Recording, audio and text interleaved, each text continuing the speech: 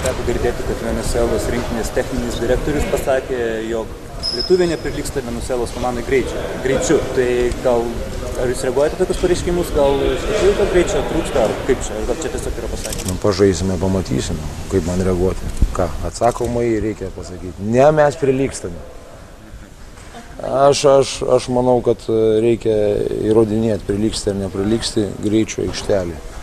Ir daug dievė, kad lietuviams neprilygstų mąstymė ir geram krepšinį.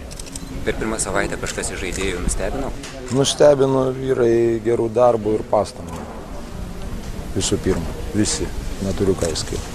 O visa kita gal labai nenustebino, galbūt. Mane gal ir nėra taip paprasta ir nustebino. O naujokai kokį įspūdį paliko? Gera, dirba, nori. Aišku, naujos sistemos, nauji reikalavimai, ne viskas jiems gaunasi, ne viską jie taip greit įsisavino, bet jie labai stengiasi ir stengiasi nenusileisti ir kaunasi ir sudaro tokią gerą konkurenciją, sakysim, to, ko aš ir norėčiau. Treneri, kiek žmonių vežtės jūsų? 15. Kada būna likimas paaiškės? O kas su juo atsitiko? Teko skambintis gal po čempionatą? Gal sveikina su Lenkijos čempionu titulu? Nepaskambinau, kol kas nekalbėjau, todėl kad į seriją nelauktai pasidarė tokia komplikuota ir ilga.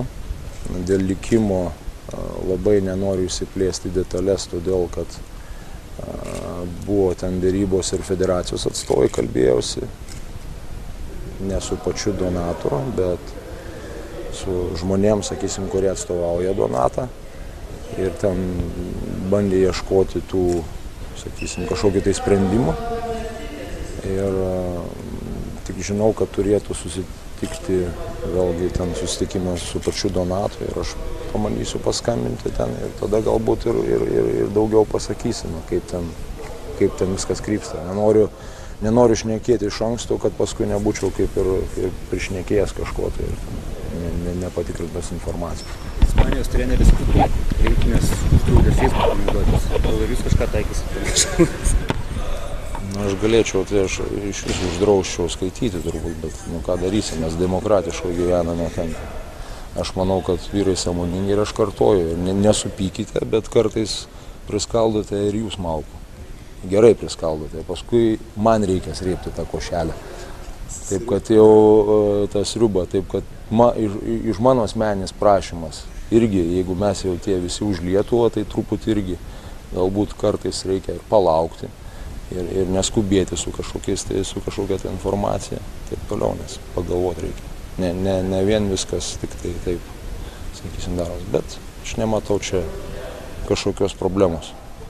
Jeigu eis iš paskui, tu užturėsi. Jeigu eis per tarpą, mes taip norim atšokti. Jis negalės taip paudinti. Jeigu jie keisis, mes turime pranašumą. Ir aš noriu, kad atšoktum į silpną kampą ten.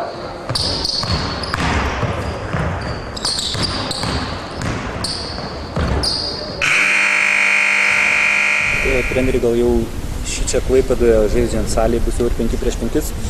Mes jau žaidėme ir Druskininkose 5 prieš 5. Bet trumpai. Sąlyginas dalykas, vienam trumpai, kitam ilgai. Kodėl trumpai? Po 5 minutės. 5 žaidimus.